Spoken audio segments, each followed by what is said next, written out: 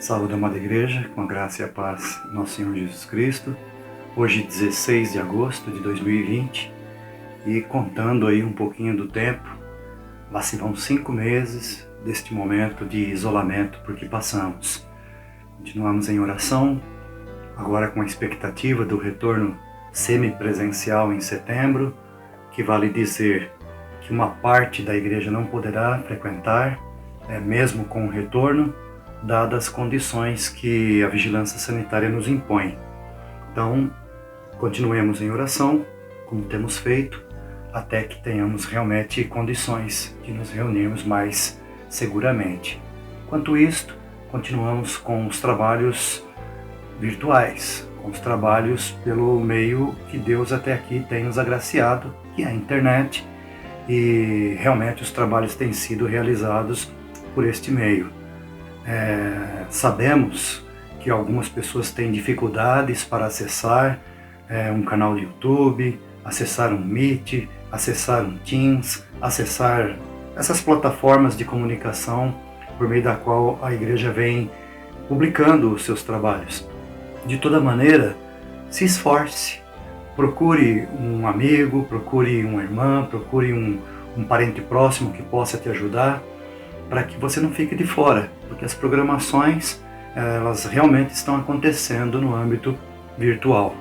Então, procure se inteirar, procure fazer parte, mesmo não sendo do nosso gosto muitas vezes, mas é o que temos, e temos de nos contentar diante de Deus também por esta situação, uma vez que o próprio Espírito nos diz que em tudo devemos dar graças.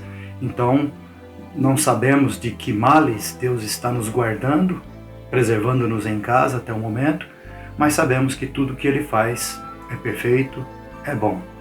De toda maneira, vamos continuar então em oração, intercedendo pelas autoridades, intercedendo pelos médicos, enfermeiros, auxiliares de enfermeiros, ou seja, aqueles que estão na linha de frente no combate à pandemia.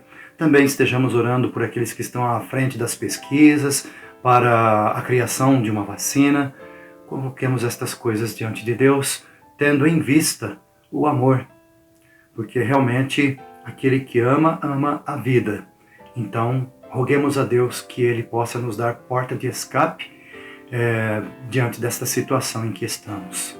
Até lá, vamos fazer força para que os trabalhos não se interrompam e venhamos a cumprir uma agenda, mesmo que de forma digital, venhamos nos empenhar e arrebanhar aqueles que estão desanimados, aqueles que estão cansados. Então, vamos servir de suporte, vamos dar ânimo para essas pessoas, ligando para elas, mandando mensagens. Até aqui, Deus tem nos guardado, tem poupado o rebanho. Demos graças também por isto, que Deus tem preservado o nosso pequeno rebanho. Hoje a nossa pastoral encontra-se em João, no Evangelho segundo João, capítulo 9, versos 25 e do 32 ao 38. Ali temos aquele homem que fora curado de sua cegueira de nascença. Ali então nós encontramos duas virtudes naquele homem: crença e entendimento, que é o tema desta breve pastoral. O texto sagrado diz assim: se é pecador, não sei. Uma coisa sei, eu era cego e agora vejo. Desde que há mundo, jamais se ouviu que alguém tenha aberto os olhos a um cego de nascença. Se este homem não fosse de Deus, nada poderia ter feito. Mas eles, os judeus, retrucaram: tu és nascido todo em pecado e nos ensinas a nós? E o expulsaram. Ouvindo Jesus que o tinham expulsado, encontrando-o, lhe perguntou: crês tu no Filho do Homem? Ele respondeu e disse: quem é, Senhor, para que eu nele creia? E Jesus lhe disse: já o tens visto, e é o que fala contigo. Então afirmou ele: creio, Senhor, e o adorou. Crença e entendimento. O capítulo 9 vai trazer um contexto bastante amplo desta disputa entre os judeus e este homem que fora curado por Jesus. Os questionamentos, os religiosos ali, representados por aqueles judeus que lideravam a sinagoga, de conhecimento profundo das Escrituras Sagradas, mas que não admitiam ser Jesus quem ele era de fato. Então, no versículo 24, os judeus que interrogam este homem dizem: dá glória a Deus, nós sabemos que este homem é pecador. Então vem o versículo 25 que eu acabei de ler, quando este homem, numa posição de quem defende, retruca. Este verbo retrucou ou retrucar dá a ideia de que ele respondeu à altura. Ele respondeu com coragem. Ele realmente foi enfático no que disse. Ele não disse como quem fala de forma cabisbaixa, mas como quem realmente ergueu a voz e disse: se é pecador, eu não sei. Mas uma coisa eu sei, eu era cego e agora vejo. Então não é uma postura de quem está acovardado, mas de quem tem um entendimento daquilo que aconteceu. Tanto é assim que, mais adiante, ele passa a refletir acerca do acontecido. Desde que há mundo, nunca tal sucedeu, que alguém abrisse os olhos a um cego de nascença. Se este homem não fosse de Deus, não poderia ter feito nada. Veja então que, neste ponto, os judeus se inflamaram, realmente se iraram, porque ali estava alguém que tinha o entendimento do que havia acontecido com ele, e o expulsaram. Tamanha foi a ira daqueles judeus que o expulsaram da sinagoga. Temor que seus pais tiveram e que passaram então o questionamento que eles deveriam ter respondido ao filho, dizendo: idade ele tem, pergunte para ele. Como que dizendo: não nos faça essa pergunta porque não queremos ser expulsos da sinagoga. Mas o homem não teve nenhum receio em dizer o que disse, com crença, mas junto da crença, o entendimento. Então eu escrevi uma breve pastoral nestes termos. Vou repetir algumas palavras que eu já antecipei. Vivemos dias difíceis. É uma expressão muito comum em nossos dias. Parece que já virou um mantra, isto é, aquela frase que se repete a todo momento em que se reflete acerca desses últimos dias. Vivemos dias difíceis. Esta é a expressão muito comum dos nossos dias.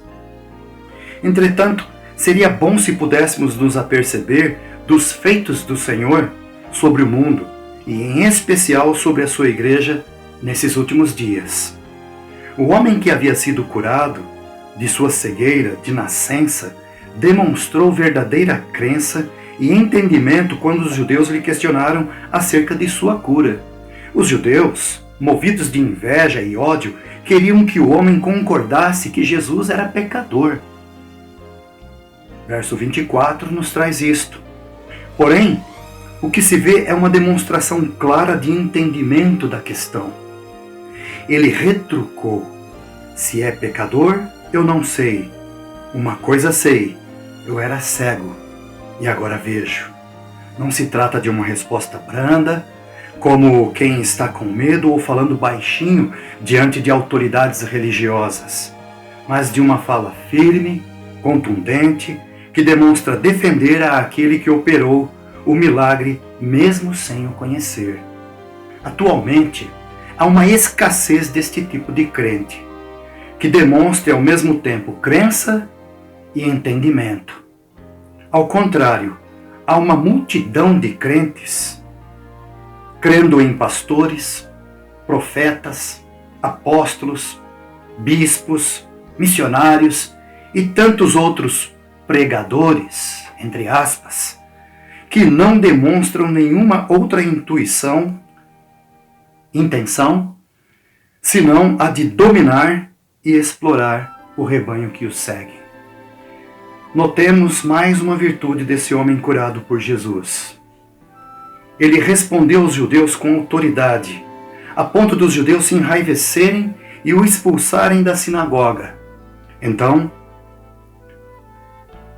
Jesus lhe perguntou: crês tu no Filho do Homem? Logo o homem entendeu diante de quem ele estava, e seus olhos da fé também se abriram. E afirmou: creio, Senhor, e o adorou.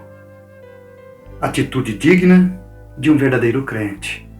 Crê e adora, com entendimento. Que assim Deus nos faça crentes e entendidos, porque Deus não se agrada de tolo. Não podemos aceitar qualquer palavra, só porque quem prega esteja de Bíblia na mão. Falamos quantas e tantas vezes acerca disto. É necessário abrir o entendimento, os olhos da alma. A Bíblia, muitas vezes, vem acompanhada de cães, de maus obreiros, de homens perversos. Deus nos guarde, Deus guarde o rebanho, nós estejamos atentos ao que se dizem acerca de tudo isto que está acontecendo. Vozes proféticas se levantam, vozes, vozes, vozes. Esta é a voz que precisamos atender, nos debruçar e dela se alimentar. Deus te abençoe, a você, a mim, a nós, a igreja que se faz presente, a igreja que num momento como este não se arrefece, não diminui, não se apaga, não amornece, não esfria, mas atua, intercede, busca em Cristo Jesus o entendimento e esta fé que tanto honra o Senhor que nos salvou. Que assim Deus abençoe a cada um de nós. Amém. Também quero colocar para este momento pastoral o texto que separamos para o culto no lar. Certo é que hoje domingo, terceiro domingo, devemos reservar aquele momento do culto em família.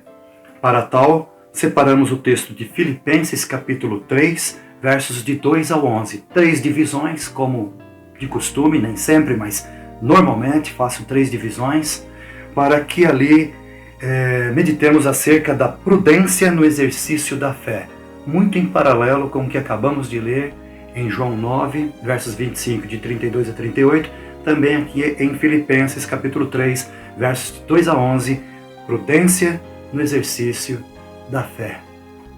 Crença e entendimento na pastoral, e aqui para a tua meditação, ou a meditação de vocês em casa, prudência no exercício da fé.